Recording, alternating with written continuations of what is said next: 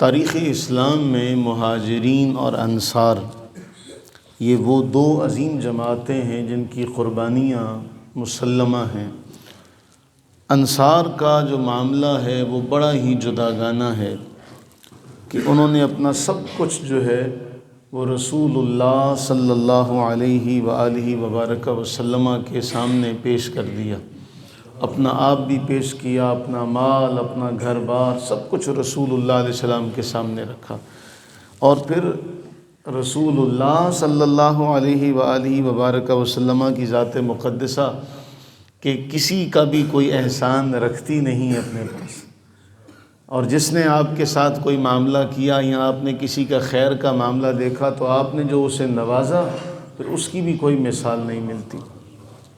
مسند احمد بن حنبل کی حدیث نمبر ہے 8169۔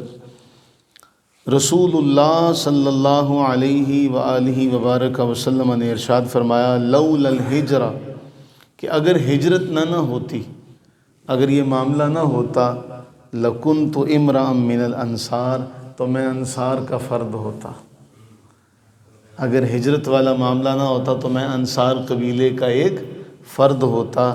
فرمایا اگر سارے لوگ ولو يندفع الناس فی شعبہ او فی واد والانصار فی شعبہ، اگر سارے لوگ، ساری جماعتیں ایک راستے پر چلیں اور انصار ایک راستے پر، ایک گھاٹی پر چلیں، فرمایا میں انصار کے ساتھ ہوں گا۔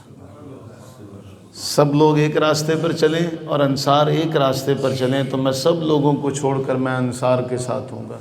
اور ایک بڑا حسین ترین جملہ ہے جو ہمیں کتب احادیث میں ملتا ہے کہ آپ علیہ الصلوۃ والتسلیم نے انصار سے فرمایا تھا، اے انصار، کیا تم اس بات پر خوش نہیں ہو کہ لوگ گھروں میں مال لے کر جائیں، سونا چاندی لے کر جائیں، اور تم گھروں میں اللہ کا رسول لے کر جاؤ؟ یہ کتنی بڑی دولت ہے، یہ کتنی بڑی دولت ہے۔ ایک موقع پر ایسا معاملہ ہوا تو اللہ کے نبی علیہ الصلوۃ والتسلیم نے انصار سے یہ فرمایا کہ لوگ گھروں میں مال لے کر جا رہے ہوں، تم اللہ کا رسول لے کر جا رہے ہو۔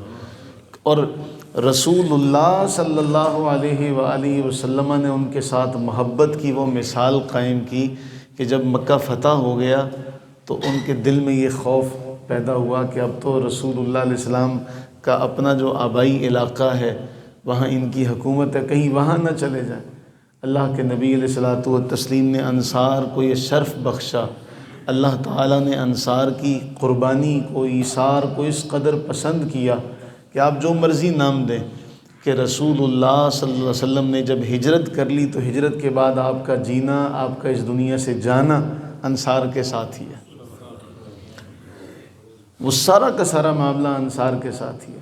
تو یہ جو جملہ آپ نے فرمایا نا کہ لوگ ایک وادی میں چلیں اور میں انصار ایک وادی میں چلیں تو میں انصار کے ساتھ ہوں گا، یہاں تک کہ آخری آرام گاہ بھی رسول اللہ علیہ السلام کی انصار کے ساتھ، انہی کے علاقے میں۔ اللہ تعالیٰ سے دعا کریں کہ اللہ تعالیٰ ہمیں بھی وفائیں اسی طرح سے نبھانے کی توفیق عطا فرمائے۔ اصل معاملہ یہاں یہ ہے کہ ہمارے ساتھ کوئی محبت کرے تو ہم اس کے ساتھ سدا محبت کریں۔ محبت کا جواب اللہ ہمیں محبت سے دینے کی، وفا کا جواب ہمیں اللہ وفا سے دینے کی توفیق نصیب فرمائے۔ آمین ثم آمین۔